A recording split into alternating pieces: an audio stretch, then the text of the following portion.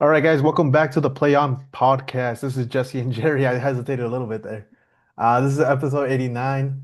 Uh, again, focusing on Barcelona and Real Madrid. They had a jam-packed weekend. I think it's mixed feelings. But yeah, let's get started with the Champions League. First game on the list is the Barcelona versus Chelsea game. And goddamn, did Ronald Araujo have money against Barcelona? It was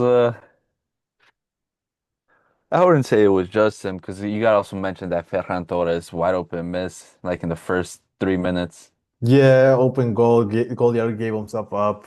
Just touch it near post, and he misses. So yeah, but after that, Chelsea kind of was putting a lot of pressure on Barcelona. Get scored on. A known goal, by the way. And guess from who? Koundé. I don't know what he's doing with his feet. I don't know. Look at that goal. It's so stupid. Yeah, So both Ferran was gonna get it out and then Koundé it's stopped like it. he backheels it, dude. Like what? So yeah, and then like from there, Barca's trying to get their footing, just kind of hoping for halftime or try to get a goal before halftime. But Ronald Araujo gets a yellow card for arguing with the ref. People are trying to defend him, saying he had the captain's armband and he could talk to the ref. Like, yeah, you could talk to the ref, but he literally chest Shoved bumps the him. ref. Yeah. Like yeah, you're gonna get a yellow card right away. So that happens, and then you know what? Like a couple minutes pass, and he's like, let me lunge myself at Cucurella. Yeah, and I still don't understand why he made that tackle. It was a reckless tackle for no reason. Because first of all, you're on a yellow. It's about to be the end of the first half.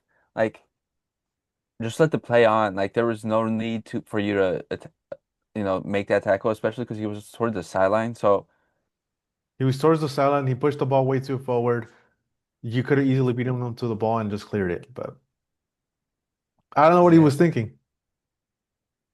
it was yeah, I just don't understand. And I go back to the Gundogan comment about what is it after the PSG game when he got the red card.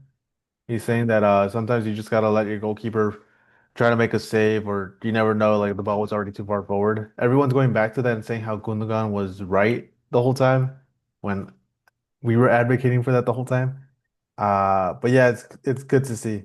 But at this point, well, after the red card, Barca pretty much stood no chance because one, we're already playing bad as it was, and now you have one less man. Like the game was chalked, and Chelsea just dominated and made it like it was hard to press, it was hard to do anything. Um, yeah, I think from this game we learned that Araujo is not meant for the big moments because he gets nervous, you know? Yeah, I it just seemed like Barca didn't show up that day because they were having because in the beginning it was like pretty back and forth because like you guys had a couple decent attacks, they had a couple decent attacks, but then you guys sort of slowed down and were just absorbing Chelsea pressure, and then he just made that idiotic mistake and took the game out of their hands basically. But then there was no reaction from the rest of the players. Because you would at least hope for like someone to at least try to fight back, but like everyone sort of like you know what, game's over. Let's just take this moment to not push ourselves, and that's what it sort of felt like. But certain players just seemed like they just didn't want to be on the pitch anymore. Yeah, there was like no unity when it came to the press because we have played a man down before. I think I bring it back to last year and I think what was it the first game of the group stage? Not the group stage, the The like playoffs or yeah, play whatever. or whatever. Oh, The first match of the Champions League for Barcelona last season against Monaco when they got the red card. Again, another center back.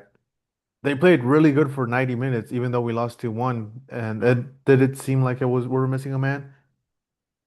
And that's because we were all pressing. Again, there was no unity when it came to the pressing. You see Lamine Yamal pressing someone and then not Ferran or Lewandowski.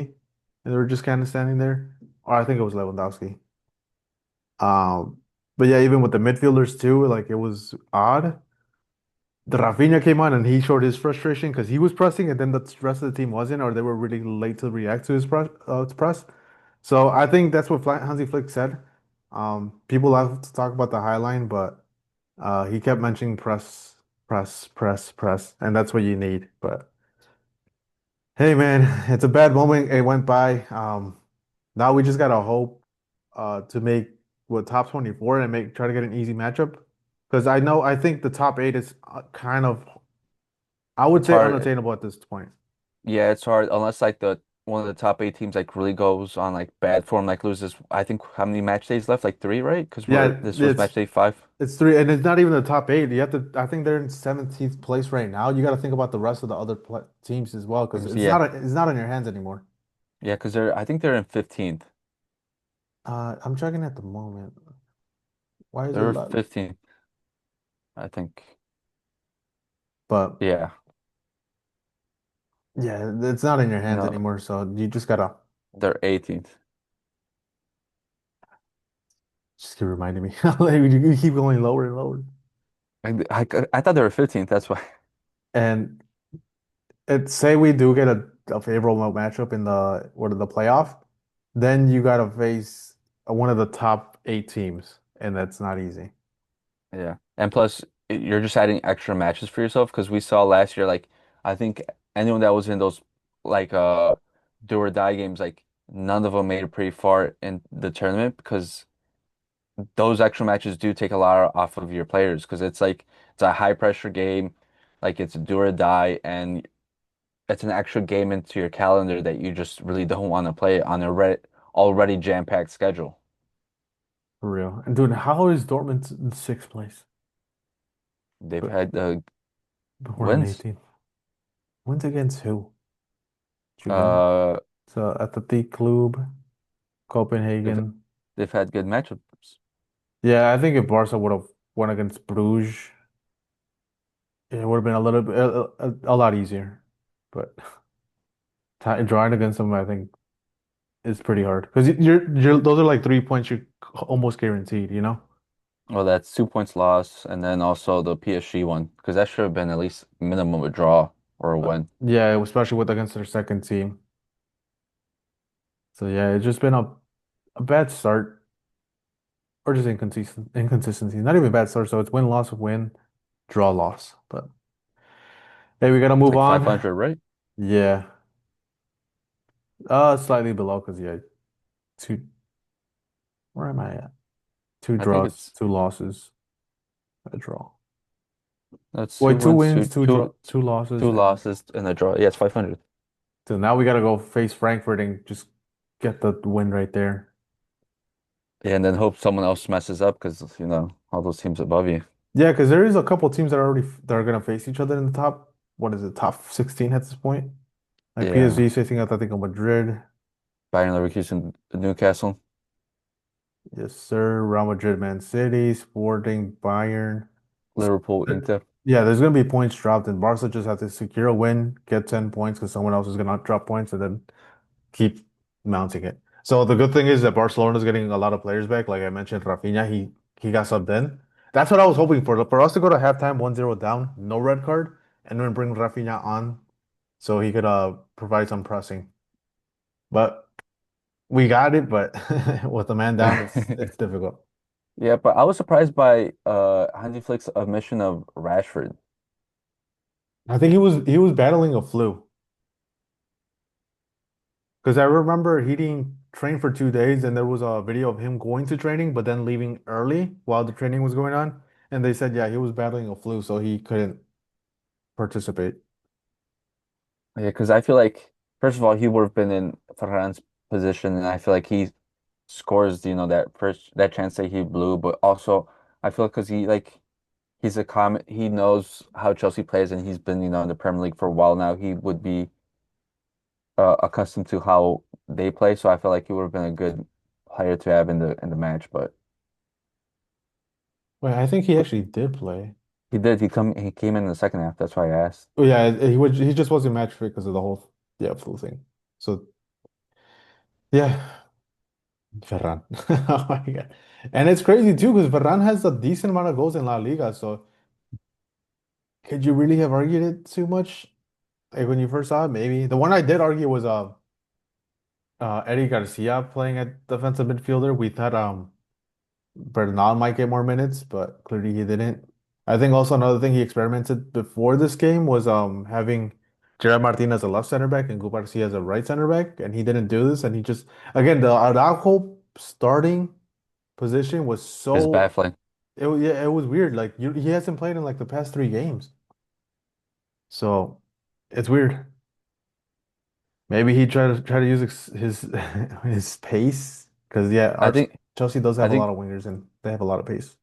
I think he put him there for his pace and physicality. Because you Hmm. know how there's the whole stigma of Germ or English teams are like they're strong and they're like to play physical. So maybe he f felt like needed to add that physicality into the team. But It wasn't do you needed, really I need think. it? You gotta play your game, your to your strengths. And especially, it's not like he's playing at center back. He's not up against Chelsea don't really have that like forward on top that's gonna do that. They mostly play with like three wingers on top, and they just like because even think about it, like Pedro Neto was playing at the center forward this Yeah. time, so he's not really gonna bully off of you. He's gonna speed, but you could, then you don't really need Araujo in that spot. Mm-mm. And especially with the high line too. I think having Neto playing as a striker, he's gonna fall into that trap a lot because he's not used to playing with the back towards like his back towards goal. Not used to like teams dropping from the high line. And again, I don't know. It was just so weird. The lineup I think was chalked in the beginning.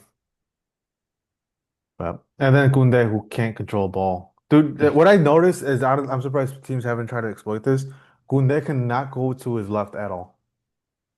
If it's going to his left, he tries to do something dumb, either pass towards the middle or tries to dribble, and he can't dribble for shit, or at least exit with his left. Um, but yeah, I saw a lot of that, and Kunde is just he's in a bad run of form. Yeah, I'm not surprised because he was never that great with like dribbling the ball or like ball control because he was a center back originally, but then when he came to Barca, he like was moved over to right to make room because they had like other center backs there, and then just to be able to use him. And he's a great defender, but yeah, he lost that now. Yeah, what I would say is that I wouldn't be opposed to selling Kunde because he has a high market value, and you could bring in a the right center back, no, a left center back and a right back at this point. Again, Kunde's still good. I would like him to play center back, but I don't think he's ever going to play center back again. Yeah. Because I think Eddie Garcia plays better right back because he could actually go to his left and go inside when it needs to be and dribble up. Kunde, he does it on occasion. Again, he was the best right back. In my opinion, he was the best right back in the world last season, but I think I don't know. I think Flick is asking for him to attack more and it's not going as well. Well, it's because you know what Eric Kunde is, and now he's being asked something to do that he's not. Hmm. And once plus once a player loses his confidence, he's not the same player that he was anymore. Like you just gotta help him regain that confidence. But it's t tough when you're asked to go out every week and guard a winger because like their whole goal is to just make a fool out of you. For sure.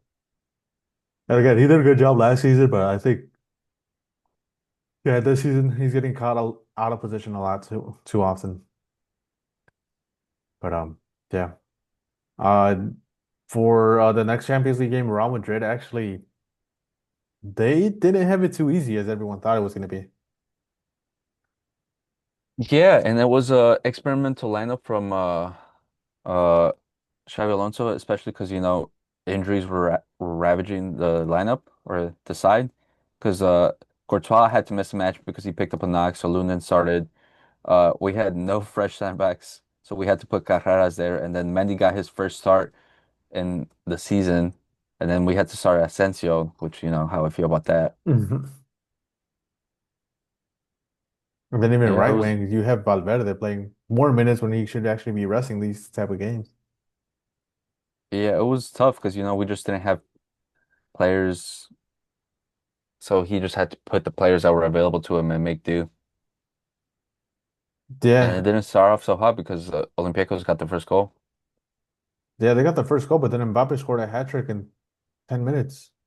Yeah, Then you would think the game would be rested there, but then they scored another Olympiacos one, scored another one. second half. Yeah, Hmm. Madrid answers back with the fourth goal, which is Mbappe's fourth goal. yeah, and then they scored another one the 81st minute because basically the players started to relax, and Hmm. then so did Xabi Alonso because he started to make some substitutions to keep the players fresh. Because he subbed out. Well, Camavinga had to come out because he was sick. He had the flu, and he just like couldn't like he was having trouble breathing, so he had to get out and like So they put Ceballos at halftime, and then he brought in Jude for a Guler, and then he took out Asensio, who also later on in the week or the weekend he missed because he was also sick. So it was tough. We had to move to Tchouaméni back line, And so we're playing with a CDM and a left back at center back. oh man, because even now I'm looking at their bench. They have like some of the players didn't travel. Yeah, no. That's wild. So yeah, I I was watching the end of this game and I was hoping for the Olympiacos fourth goal just to make my day, my Champions League week easier. Because yeah, I got some mean text from Jesse how he saw he had a great hate watch and everything. So I was just hoping and itching to send that text. But It, no, Real Madrid got that job done. Again, it wasn't an easy game for them. It was weird. yeah, it was tough, and especially because we've never won in Greece.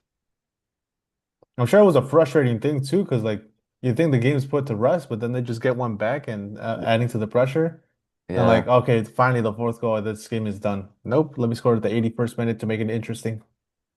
Well, you saw the first goal. It was a nice goal. Hmm.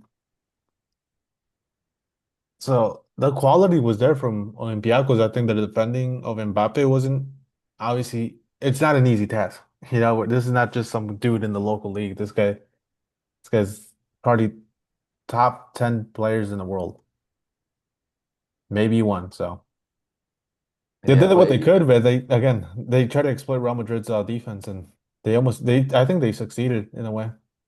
yeah, they did. It was just like it was one of the days where like Mbappe was clinical. He could have had a couple more, but he was pretty clinical for with the chances he had. And then Vinny finally decided to play football. But on the days he actually decides to play, he can be really good, but it's few and far between these days. And they're sitting pretty comfortably in the Champions League spots right now. They are in fifth, I think. Yeah, we're tied with everyone else except for Arsenal. They're fifth, and then they gotta face Man City Yep. at the Bernabeu, right? If I remember correctly, yes. So that'll be an interesting game. You know, I'm gonna put on my City jersey and root for Man City because huge Pep fan. Honestly, I don't care who drops points as long as someone drops points. If it ties, it'll be great for me. I'll be honest.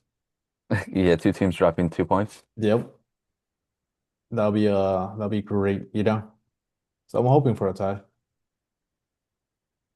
But I think there's still a lot of concern for Real Madrid. We'll get to that right now because not everything was great for them this weekend. With Barcelona, they won, Jesse, against our matchup Alaves. Yep. Again, there was more tinkering with the lineup this time around. But luckily in La Liga, we are scoring our goals. I think, yeah, it didn't start off hot because Alaves scored in the first minute of the game. Yeah. Yeah, it was a good start for me. I was like, oh, I might have a repeat because Uh, it was like the first minute. yeah, it wasn't fun, dude.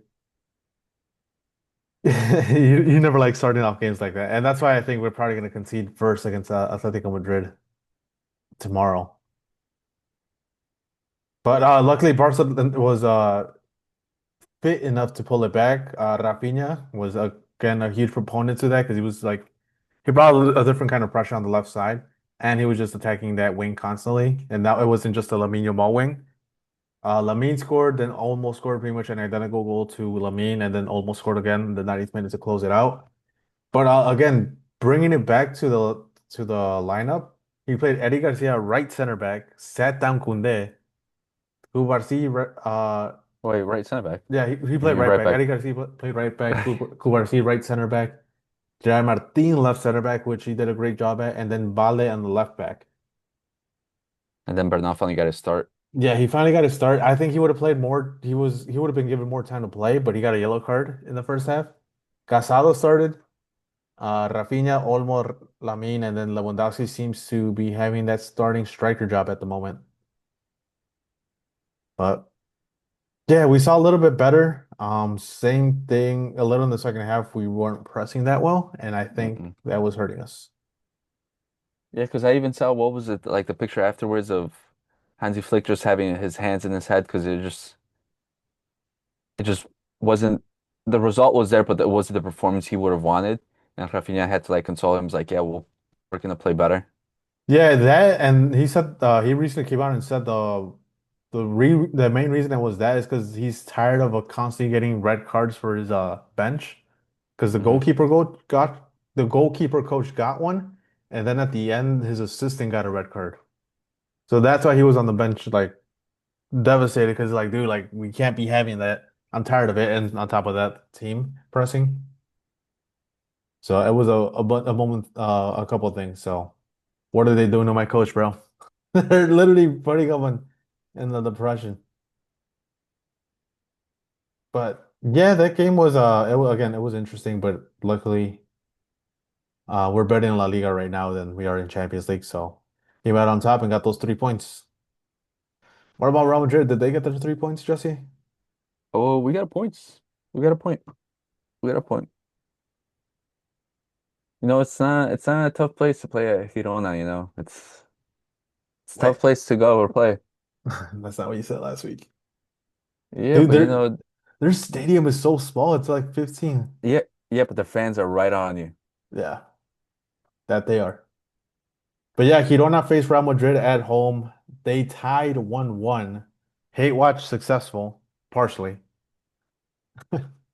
But Oh, yeah, dude, they what scored happened, first. bro? Uh, where do I start? Where do I start? Because Vinicius is starting again. So there's Yeah, that constant. where do I start? A lot of people are putting blame on like Xabi Alonso and like that, but I would in turn would put it on the players because this is a player problem, I would say. Because you see the two contradicting styles that is happening in the team right now. There's a players that like what Xabi Alonso's implementing, the style he wants that they want to play, and then there's a side that still want to stick with the Carlo Ancelotti ball, that they like the roles before and they just or they see that they don't fit well into Xabi Alonso's system. Because you see sometimes, or a lot of times, the players will get mixed up or do mess No, up call him out, passes Jesse. to. Don't say players. Call him out. This is the problem.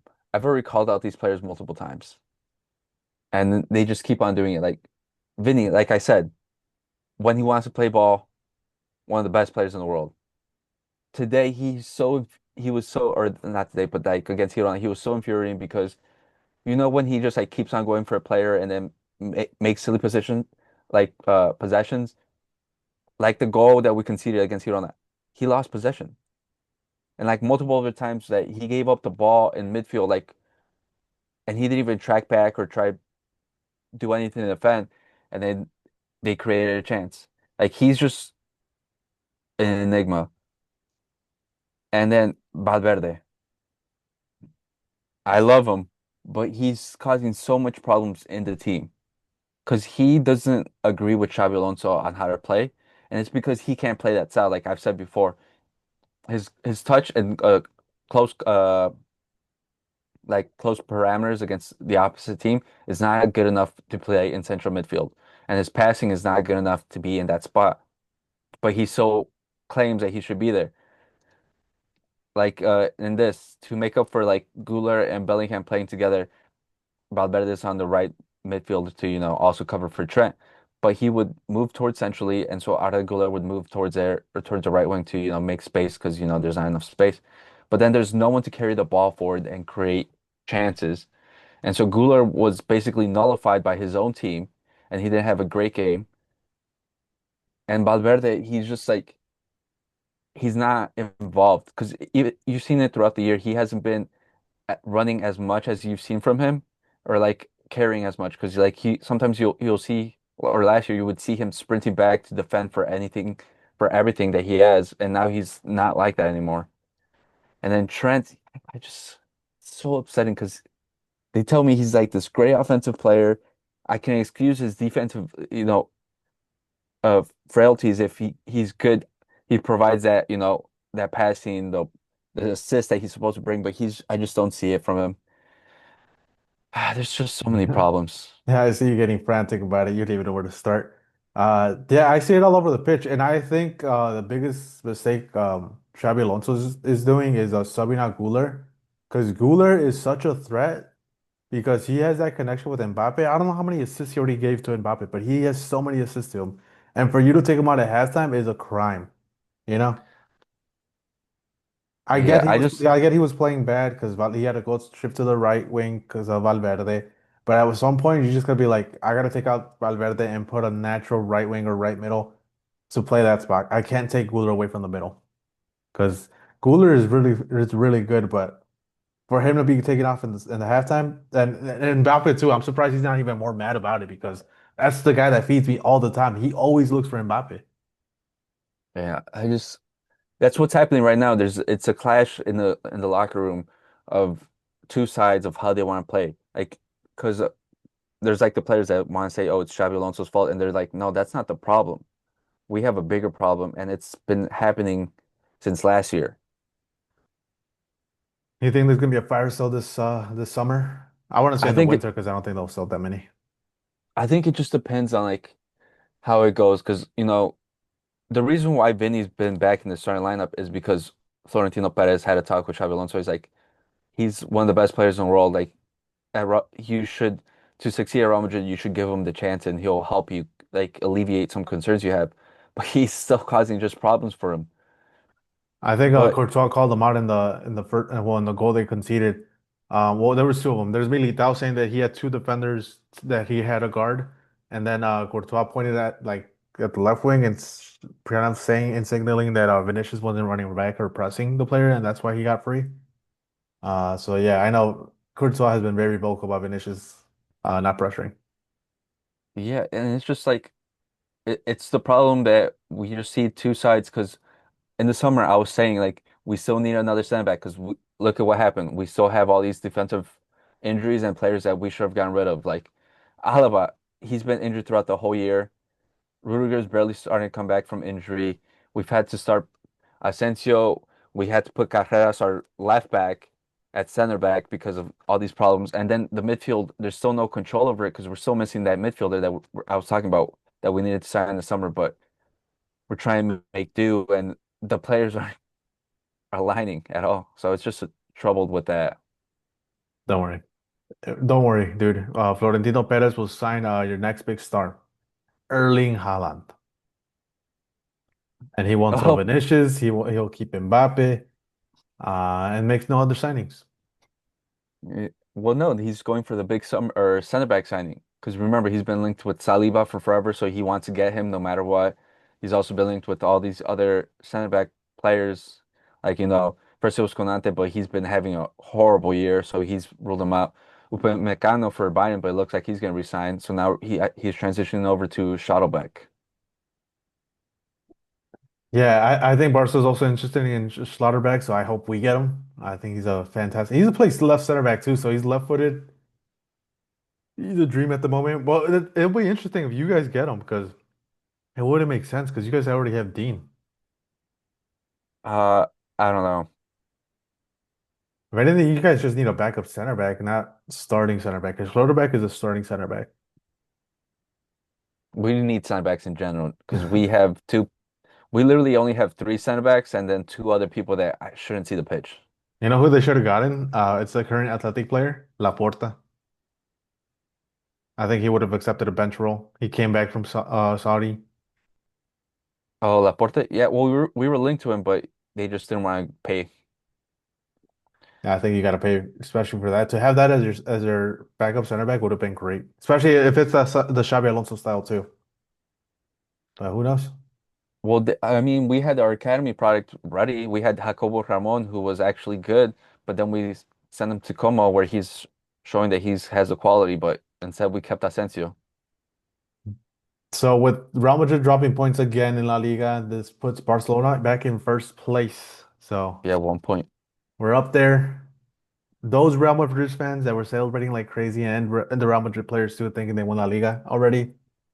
I know they're not laughing anymore or celebrating, but I'm telling you, Jesse, this is a marathon, not a sprint. Well, I know that, but I mean, it's the same thing that we all go through rough patches. Last year, we all went through it. It was 1 month Real Madrid falling down. It was next month Barcelona falling down, and then the next month after that was Atletico Madrid falling down. It was that So November, bro. It was that November. That was a that horrible November. that's our November right now. And what I'm surprised is Barca's dropping points in Champions League, but not La Liga as much. I think at the beginning of the season they were dropping a little bit more points than they are right now, but we have a footing in La Liga. We have a huge game tomorrow against Atletico Madrid, so we just got to keep going. And again, this is not even the best version of Barcelona, so it's pretty interesting that we're in first. Same with Real Madrid. We have all these problems in the locker room, and yet we're still there. That's not what I was hearing, dude. I was hearing that the best team in Europe, best team in the world. I don't know. Not We from will you. be I'm if we not. I'm not saying not from you, but not from me. I'll tell you that. A little bit from you, but we're the best team in Spain. Yeah, uh, but yeah. Again, more midweek matches, so it's gonna get interesting. Because after this, they have Champions League matches next week. yeah. Remember, do we gotta get all those matches in? Because I know. we gotta finish our 3 Champions League games left. That's why there's no international break. Hmm. Because we still have to go on our January break, and then we come back with The Super it- Cup. yeah, So the reason Atletico Madrid and Real Madrid are both playing right now and these huge matches is because yeah, they had the Super Cup in January, so they gotta get these matches out of the way. yeah. So And then it's afterwards, crunch we time. still have the Champions League playoff matches if someone falls in. I know, don't remind me. I'm pretty sure Barca's gonna fall into that group, but hey, as long as we have a chance to make it to the round of 16s, I'm fine. So now that we've gone away from the heavy hitters, let's talk about, the smaller league for now, the Premier League. Premier League, there were some shifts in the top for the top side. They dropped points against Chelsea. So all that big talk about Chelsea beating Barcelona, this and that, best team in the world, and then they tie against Arsenal. Come on. There is a consistency, Jesse. Yeah, s- I wouldn't blame Chelsea per se because I would say they played better than Arsenal. They're overall better than them, and that's considering they had 10 men. Because funny enough, this time they had they got a dumb tackle from Moises Caicedo that got a straight red, and they had to play with 10 man. But they were still better than the great Arsenal, the best team in Europe, the one that's like they beat Bayern or whatever, and they're like this great team. They Mhm. got manhandled by Chelsea. And it's funny enough, the goal they conceded was from a set piece. Hey man, I don't know. Yeah, this is what I meant about like you could still do it even though you're 10 men down, but everyone has to be kind of locked in because Chelsea kind Hmm. of proved that. Again, they didn't win the game, but they came out with a draw. So it's a huge uh what is it called? Feat. Yeah, Um I expected more from Arsenal, but let's be honest, I probably shouldn't have. How many center backs did they play again? Four center backs, and three Timber, CDMs. Mosquera. Yeah, So to expect more. Because Odegaard actually played this game as well. He came out on the second half. He came back from injury, did a yep, couple things. Louis Skelly was getting cooked, and he was yep. getting yelled at by his teammates. Because yeah, it's Calafiori got subbed out, got it because he had a yellow card, so they didn't want to risk it. But then you end up getting a yellow card yourself too, so it's like, why did I sub him out? But yeah, I know this was a frustrating match for Arsenal for sure.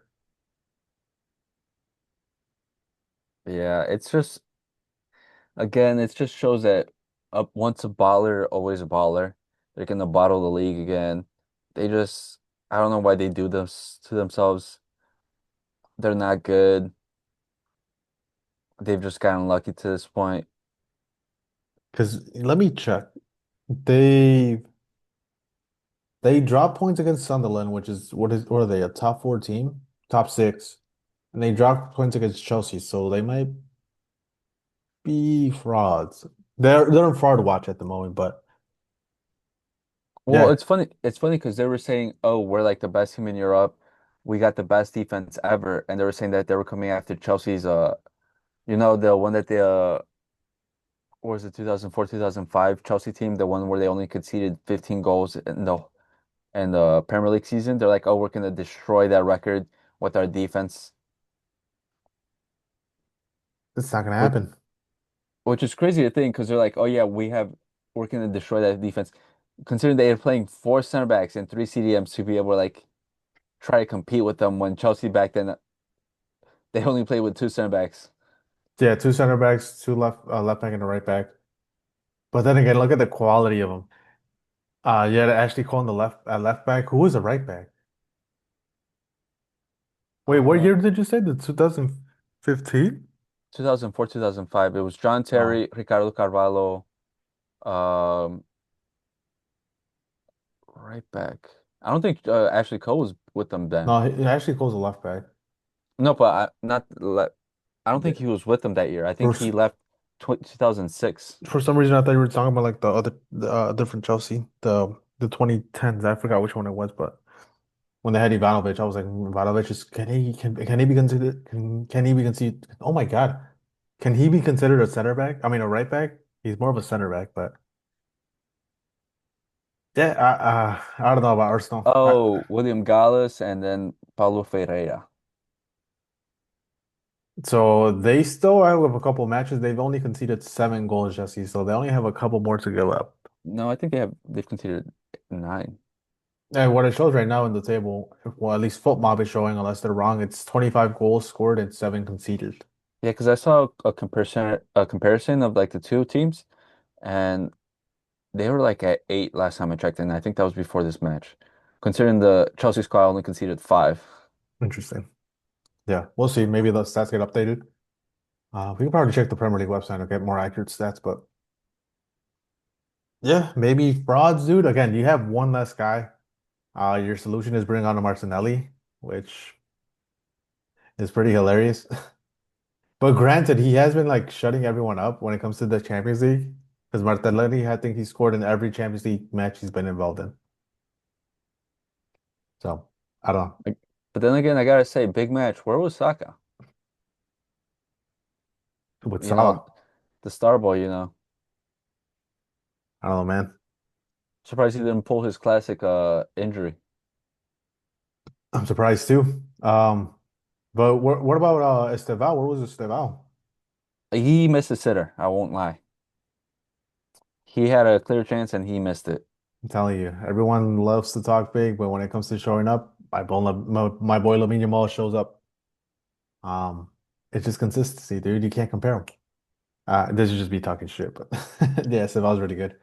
It sucks that he had to get subbed out because of Moises Cancelo. Which, by the way, in the Barcelona Chelsea match, he did a similar challenge on Lewandowski, and he didn't get carded for it. Just saying. I'm just saying. Um, but hey, yeah, Arsenal again. They drop more points. City gets closer now. There's a 5 point gap because City won their matchup against Leeds, which again not an easy win. But And it's funny, dude. Man City is right there, considering like everyone's saying like this is a horrible season, and yet they're right there. dude, it's just so weird. Again, you win against Liverpool, Bournemouth, and then Leeds, but lose against Newcastle and Villa. I don't know. Villa, I understand because that's when their like hot streak started, but Newcastle is like they're barely starting to get their footing, and even then, they're not that consistent. Ah, But what hey, can we say about Man City? they're still there. But surprising news, Jesse, Liverpool won. Yeah, and it coincided with something that we've been saying for weeks now. They finally decided to drop Mohamed Salah, because you know what? He is done. And guess what happened? They won and their performance was a whole lot better. Yeah, Isak got his goal, Gakpo got a goal and an assist. Wirtz actually played pretty decent. And another interesting note, I think this is probably more rotational. They brought in Joe Gomez to play right center back. There was Or talk right and back. yeah, right back. There was He runs talks it and right center rumors back. of Konate potentially being benched for Gomez, but it looks like it was more of a Bradley bench, so they could just give him some rest. But hey, how long do you think they'll keep up? Because I think you brought up that the AFCON is coming up or AFCON nations. Yeah, the AFCON Nations League or A AFCON Cup. I don't know which one it is. It was one of those two. I saw it's coming up I think in like 2 weeks, I want to say. Yeah, it's very soon. So a lot of the African players are gonna go play that if they decide to opt in. I think a majority of them do. There's hardly any that don't. Yep. So they're gonna be without Salah. So that might be good run of form for Liverpool, or like good news for them because they don't have to worry about, the PR of, having to include him, of not including him in the squad. They might actually get some results, let Wirtz play in his natural position or in the position where he feels more comfortable and let the team have more balance and, you know, produce better results. And I ask you this question. Do you think Salah goes to AFCON? Liverpool has a great run in form. Salah comes back from the AFCON. Do you think Salah has immediate starting job at Liverpool, or do you think they should just ride the wave and leave him on the bench since they have something that works? It depends. Are you asking for what I would do or what I think they would do? What they would do. But what do you think? What would you do in that situation? You know me, I would keep him on the bench because if you have a form going where you're constantly winning and the team's starting to gel and they're getting these results, you don't mess with it, especially with the way Liverpool's been in. You need that good run of form because, especially Arne Slot, he's been under immense pressure. The fans are calling him from to get sacked right after winning them a Premier League title and after spending all that money. You got to stick with your what's working. But what I think they will do, they'll probably start subbing him in like in the second half and be like, oh, we're just trying to ease him back. And then they'll have to start him because you know how fans are, just because like of what he's done in the past. It'll be an interesting scenario. Again, we'll see if it happens. We'll see if even Salah opts in for the AFCON. Is Egypt qualified for the World Cup? I have no idea. I wasn't following the African qualifications. Yeah, Egypt has qualified for the World Cup. So, because there's also that question: is Salah gonna risk playing an international tournament when they already have the World Cup coming up? It's a lot of Yeah. questions. We'll see what comes up. Again, when it gets closer, Oh, we'll find out. but did you also see Jamie Carragher calling Salah out?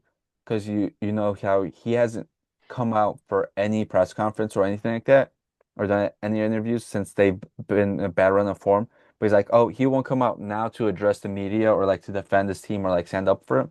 But back when he was having his contract issues, he was doing media and interviews all the time to like let his displeasure be known. So that's the only time we'll see him. That's a good call out because yeah, that makes sense because I feel like yeah, last time when his contract was coming up, you saw him in pretty much every interview. Yeah.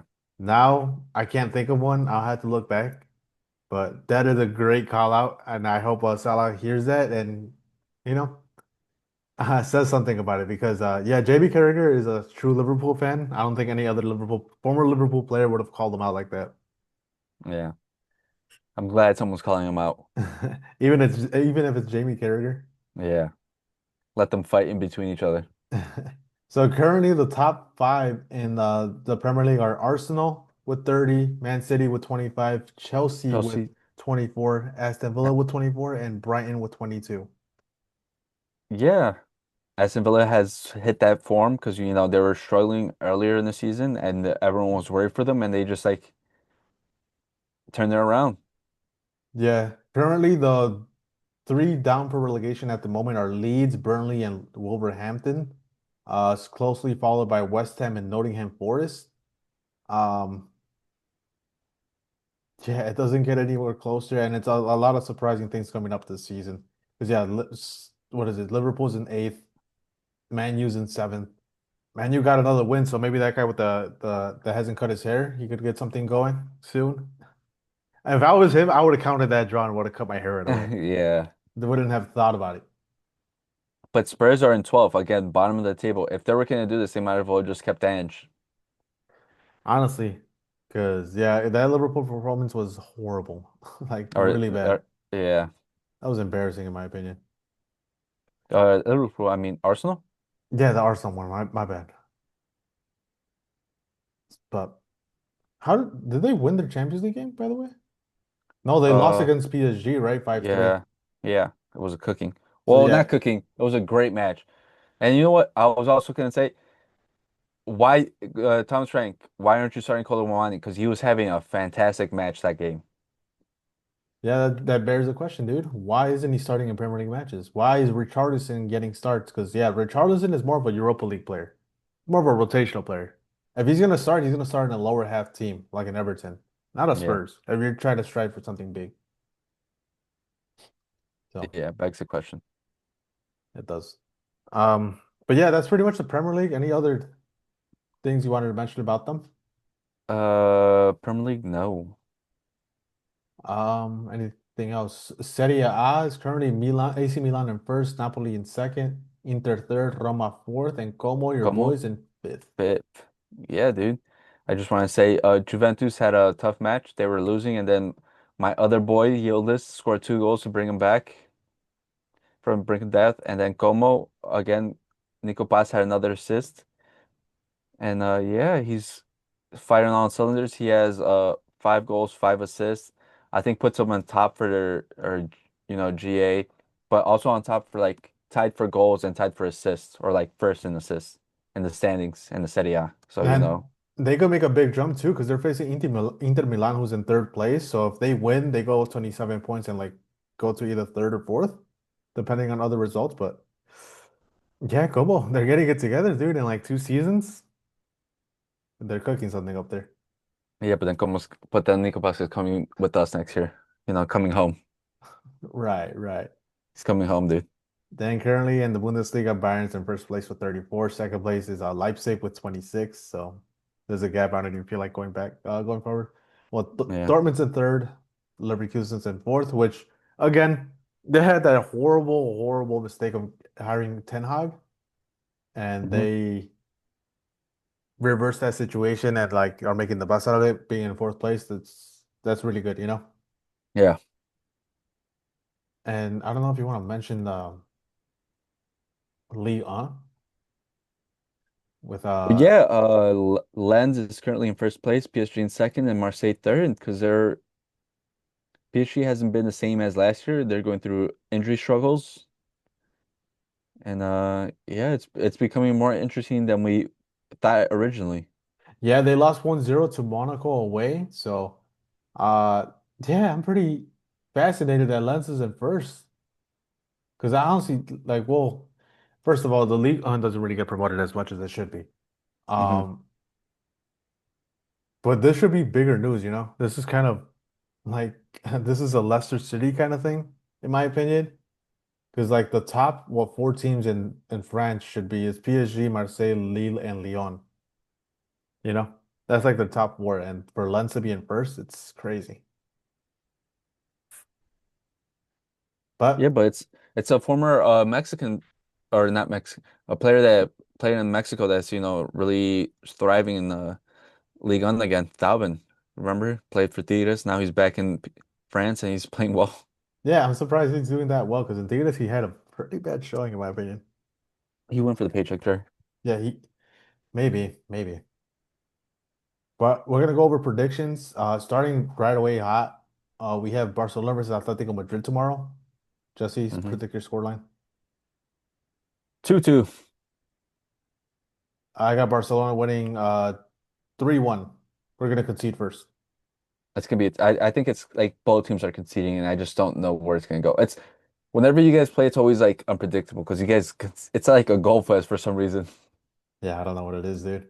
Then we have uh, I think I was Liverpool, just going Sunderland, oh, I or was are you gonna gonna say skip? Newcastle Tottenham is on Tuesday as well. Oh, I skipped to Wednesday. My bad. No, you're good. Newcastle. I'd go with Newcastle because that Spurs team I can't trust. Yeah, I got Newcastle 2-1. You said Liverpool versus Sunderland. Yeah. Oh, Dortmund Leverkusen? For what? Isn't that like a derby? I don't know. I don't know. I know Dortmund and Mönchengladbach is a derby. Yeah, the Ryan derby. Maybe it's that one I'm thinking of. I'll just skip it. Liverpool Sunderland. Oh, it's hard, dude. I think It Salah not depends. playing. If Salah doesn't play, I'd give it to Liverpool. If they play their optimal lineup, no Salah, I think Liverpool wins. But I think he gets a win. He gets some pressure off his back. I think he starts Salah again, and I'm going with Sunderland. Yeah, I'm gonna be with you. I think there's no way he's gonna bench Salah 2 games in a row. I got Sunderland winning 2-0. And then Brentford's gonna draw with Arsenal. Really? Yeah, That's another interesting. another hate watch. I think 2-2. Brentford is a better home team than away team. So I don't know. I'll Yeah, give but the this one to Emirates Stadium Arsenal. has no aura.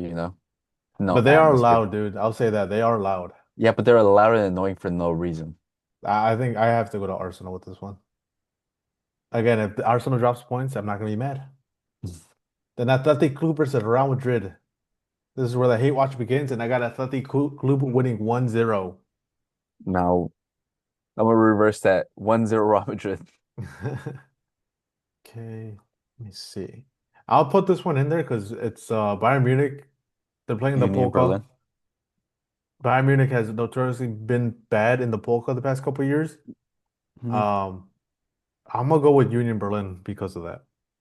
I'll give Bayern one more round. One more round before they get eliminated. Then we have Man United versus West Ham. Battle of Mid. I think Man United wins this one like 3-0. I think so as well. This is the worst West Ham I've seen in like years. Yeah. And even Again, though Man U's bad, but I feel like they're starting to get together. West Ham is in serious, serious threat of going to second division in the championship. So we'll see.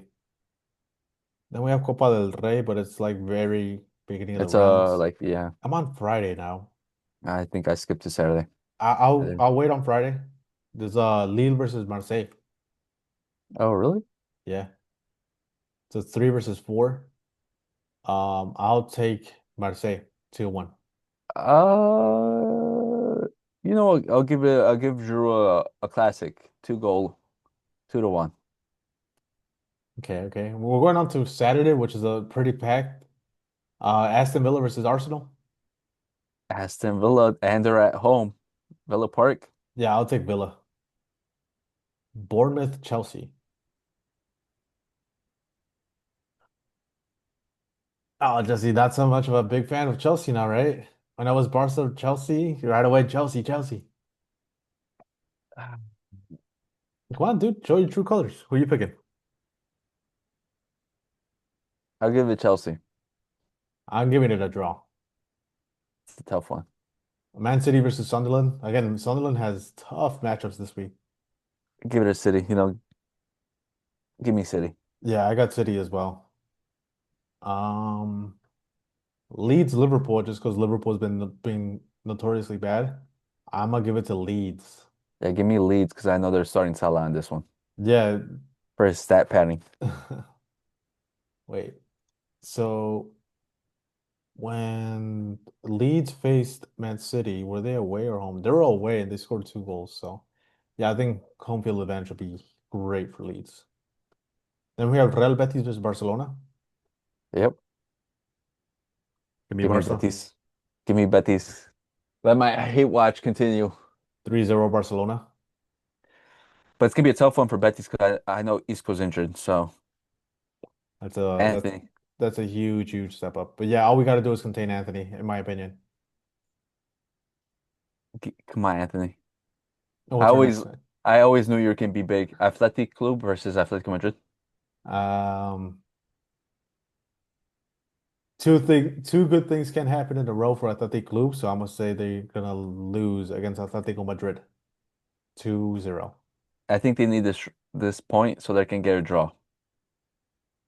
Serie A, Inter versus Just Como. come, I'm gonna go Como. The dream is alive, Jesse. give me my boy getting 2 goals and an assist And then before we move on Sunday. to Sunday, we have MLS. It's Messi playing his first MLS final versus Vancouver Whitecaps. I think they decided to ma play the match so early. I think it's the dumbest thing ever. They're playing at 1:30 p.m. Maybe they're doing it for the viewership because it's Messi. But yeah, who do you got, Jesse? It's Messi versus Mueller. Yeah, give me Mueller. He's been his kryptonite for years. He's gonna continue to be his kryptonite. I'm gonna go with Inter Miami. Free seat, you're probably seeing through this, but actually Inter Miami has been playing great without Suarez. Since Suarez got suspended, Inter Miami has been scoring a bunch of goals, and yeah, Messi's just unlocked that. Finally, they get a striker that runs, so I think Inter Miami wins like 3-0. They've been thrashing the past couple teams, so they beat New York 5-1. They beat Cincinnati 4-0. They beat Nashville 4-0. So yeah, give me Inter Miami. Glaze, Jesse Glaze. Um, for Sunday, do you see anything? Real Madrid Celta Vigo. A draw, Jesse. This is the year that it happens. This is I the rem one time of the year. yeah, I know you know the record.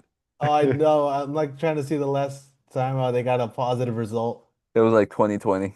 I can't even see it, bro. I have to go. I have to keep scrolling down. It's Yep. bad. It's bad. Okay, 2020. Yeah, you're right. Yeah, yep. It's every 5 years that this happens. It's gonna happen this year. Oh my God. Yeah, I'm just hoping for a draw. Yeah, it's a Real Madrid one. Napoli versus Juventus. That's a tough one, dude. Napoli's trying to regain control of the Serie A. They're currently tied with points with AC Milan. Juventus is trying to get in the top five. Juventus. Give me Napoli. They have Kevin De Bruyne back, and I think they'll play with factors, not on McTominay. Sunday, and those are the matches. That's all we got. Do you have any other match you see? Wolves, man. Monday. You gonna do Wolves? No. I'll take whoever's playing Wolves. And it's Man U, dude. Man U might win three in a row. Dude, the guy might have a chance. He might have a chance. The Who, dream is who, alive. hold up, let's look at their fixtures. Dude, I'm gonna tag him. I'm gonna create a TikTok and just tag him for us looking at him. So they got the win against Oh, Crystal Palace, right? then West Ham. Now they have to play West Ham, which I think is winnable. Wolves, Wolves, who's winnable. Bournemouth. Bournemouth is tough, Yeah, the but next ones after that is Aston Villa. that's probably the toughest one. And they're at home, Aston Villa. Yeah, because I think Bournemouth, I think they have a chance just because Man U's playing at home, but the Villa one is gonna for the Yeah, fifth that win. oh, that'd be magic though. That would be magic. Oh man, and this is where they go on the title run and they win it all. All right, let's baby steps. Let's take baby steps, all right? But yeah, let us know what you guys think about these fixtures. Anything else you wanted to talk about, Jesse? My Bears, they say we didn't beat anyone. They say we have an easy schedule. We just beat the reigning Super Bowl champs at home. There's their defense is supposed to be crazy. I didn't see that. We ran all over them. Hey, Who has beat anyone? dude, I hate that everyone's saying this. Everyone's saying Bears are frauds because they're facing like bad teams. But before the season started, when the Yeah, schedule first got released, it was said that the Bears had one of the toughest schedules in the NFL. second toughest, second toughest. But then because they're like, oh, the Ravens. They said Oh, track it back. it's our fault that Lamar Jackson wasn't playing. We still lost. Or the Bengals. Joe Burrow's not playing. That's not our fault. Joe Every Flacco was still balling out. yeah, like this happens all the time in the NFL. Like injuries happen all the time. You have to play through them. We're playing without our three starting linebackers. Our corners got injured, and we're playing with CJ Gardner, who joined like week five, and then Isaiah Wright, who was the second string and turns out to be a dog. Like, there's no excuse. This is not even our best defense yet because we're barely getting our defensive players back. And our offense is still clicking. We have the run game down. The passing game is pretty good, but I think it could be better. So Yeah, like, oh, the Cowboys we beat. They're on the rise. They just beat the Chiefs. They beat the Eagles. So Twice. They beat the Eagles twice. yeah, exactly. So they're a decent team. The And they also Commanders, lost to the Giants. The Giants also beat the Eagles, right? I don't know.